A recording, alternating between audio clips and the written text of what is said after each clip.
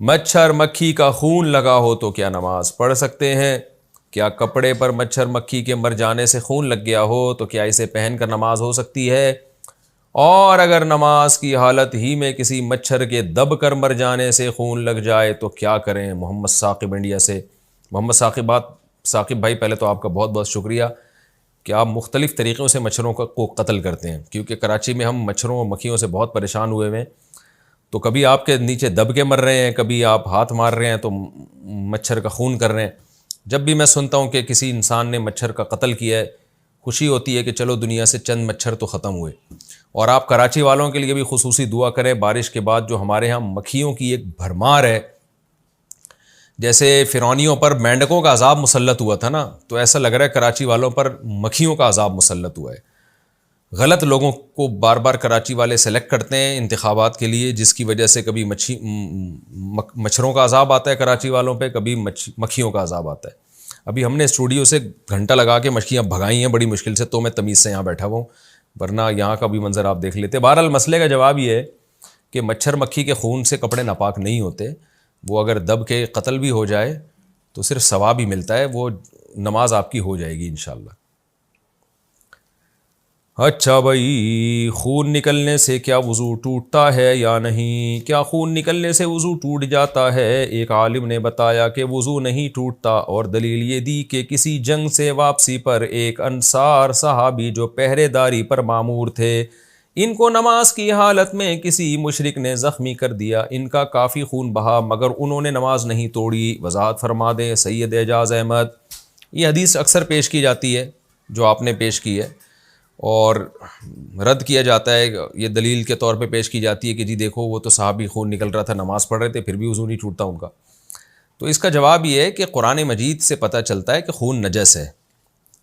یہاں تک کہ جو فقہا اس کے قائل ہیں نا کہ خون نکلنے سے وضو نہیں ٹوٹتا، وہ بھی خون کو نجس اور ناپاک مانتے ہیں۔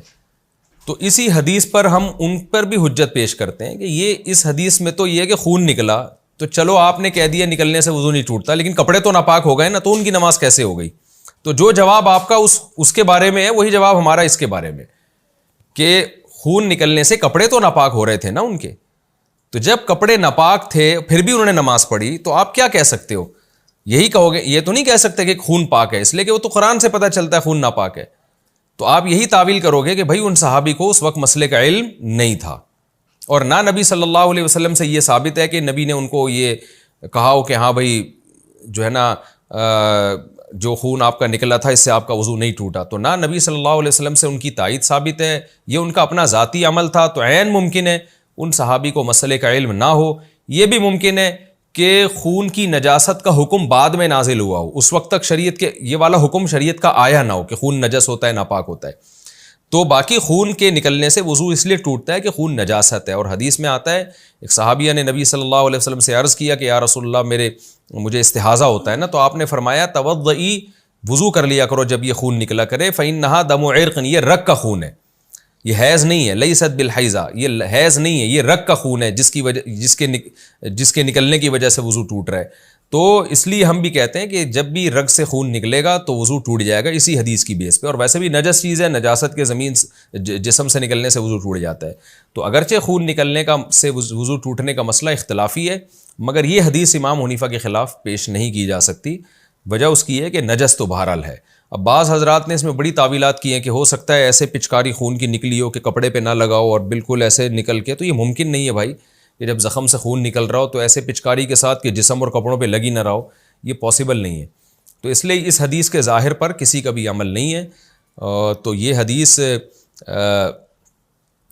یہ اسی پر معمول ہے کہ ان صحابی کی اپنی ذاتی رائے ہوگی، اور یہ بھی ممکن ہے کہ ان صحابی کے جسم سے جب خون نکلا تو انہوں نے ہو سکتا ہے اپنے آپ کو معذور سمجھ لیا ہو۔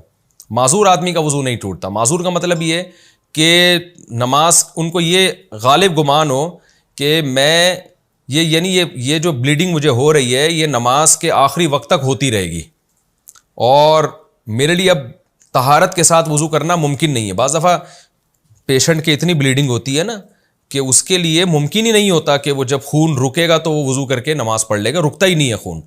تو یہ بھی ممکن ہے کہ ان صحابی کا یہ خیال ہو کہ میں معذوروں کی فہرست میں داخل ہو گیا ہوں، اس کا بھی امکان موجود ہے۔ تو کچھ بھی ہے، چونکہ یہ واقعہ چونکہ قرآن کے بھی خلاف ہے اور اس حدیث کے بھی خلاف ہے، تو اس لیے اس واقعے کی تعویل کی گئی ہے۔